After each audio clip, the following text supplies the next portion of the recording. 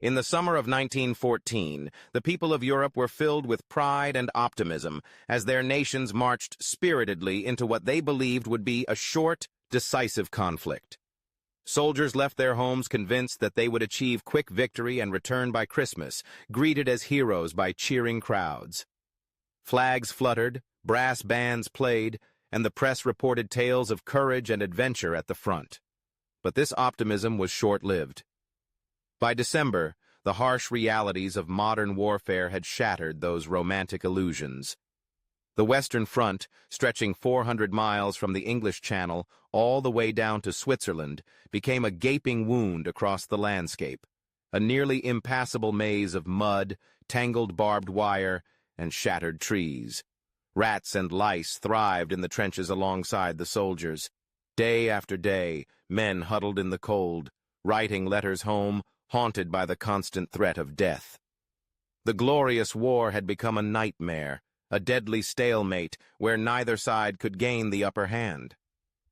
In those frozen trenches, sometimes separated by less than the length of a football field, millions of young men prepared for what would be their first Christmas away from home, uncertain if they would ever see their loved ones again. Earlier in December, Pope Benedict XV had made a heartfelt plea to the leaders of Europe. He called for a truce, a pause in the fighting to mark the holy day of Christmas. This, he hoped, might offer a path to peace. But the governments of the warring nations flatly refused. There would be no ceasefire, no official peace. Yet as Christmas approached, small gestures of kindness began to make their way to the front lines. Princess Mary of Britain organized for every British soldier to receive a brass gift box filled with cigarettes and chocolate as a reminder from home. Meanwhile, Kaiser Wilhelm of Germany sent 100,000 Christmas trees to the German soldiers on the front, each one topped with twinkling candles to brighten the darkness of the trenches. One German soldier would later write, "That Christmas we received small fir trees with candles. It reminded us of home, of peace. For a moment we forgot where we were." For men far from their families, even the smallest token could lift the spirit and soften the daily dread. As December 24th fell, the frozen ground was covered in a layer of newly fallen snow. For the first time in weeks, the guns fell silent, and a deep hush settled over no man's land. In the German trenches, soldiers placed their Christmas trees atop the parapets, the delicate candlelight glowing through the chill. On the opposing side, British soldiers peered curiously out of their dugouts, wary but transfixed by the sight of tiny lights flickering in the enemy's lines. Could this be a trap? Some wondered if the Germans were trying to lure them out into the open. Suddenly a melody broke the stillness. A lone German voice began to sing Stille Nacht, the gentle words of silent night drifting on the wind. Other voices joined in, carrying the carol across the frozen earth, separating the two armies. The British listened, then one of their own began to sing back. The first Noel. Soon, both sides were singing together, the same melodies in different languages, bridging the gulf of war for a few precious minutes. A British soldier wrote in his diary, "Never was a Christmas Eve more beautiful. The night was cold and still, the air clear. The Germans had placed Christmas trees on the walls of their trenches, illuminated by candles, which sent a warm glow through the frosty night air. A German began to sing Silent Night, Holy Night, and the British responded with The First Noel." With the coming of Christmas morning, an eerie silence persisted, a silence unlike any other throughout the war. The usual crack of rifles, the thunder of artillery, were absent. Just after sunrise, close to the Belgian town of Ypres, a remarkable scene unfolded. A German officer, his hands raised high, stepped out from his trench unarmed, calling out in English, "Merry Christmas!" At first, the British soldiers hesitated, suspicious of a ruse. But then Captain Sir Edward Hulse climbed from the British lines and walked out to meet him. They shook hands in the middle of no man's land, and astonishingly, soldiers from both armies followed. Along nearly two-thirds of the British sector of the Western Front, Almost 100,000 men would take part in what became known as the Christmas Truce. Suddenly, a German appeared on the parapet and began walking towards us, recalled one British officer. One of our men went to meet him. They shook hands, and soon many more followed. Men who had exchanged bullets and grenades only hours before now offered gifts. They shared what little they had: cigarettes, tins of bully beef, badges, buttons, even the addresses of family homes, vowing to write after the war. Although few spoke each other's language, they made themselves understood with smiles, broken phrases, and crude drawings traced in the dirt. One German barber offered haircuts to his British counterparts. A British doctor treated wounded German soldiers. Photographs of wives and children were passed around, each man remembering the loved ones waiting for him.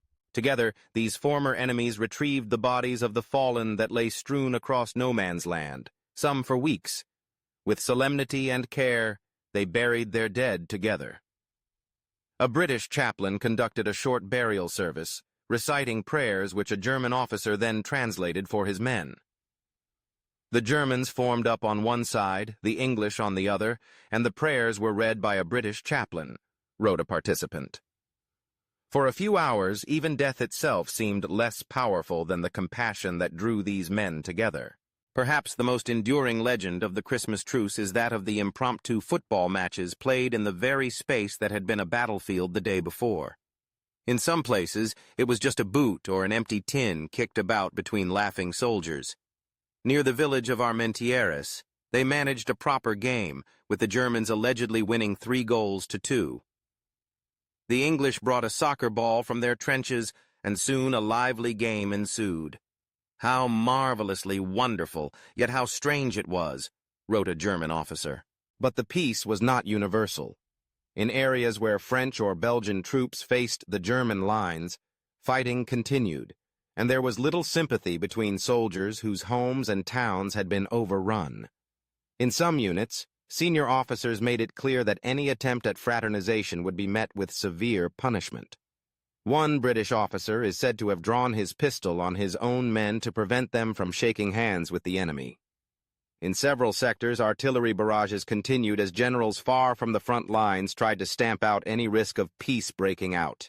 News of the Christmas Truce soon made its way back to Britain and Germany.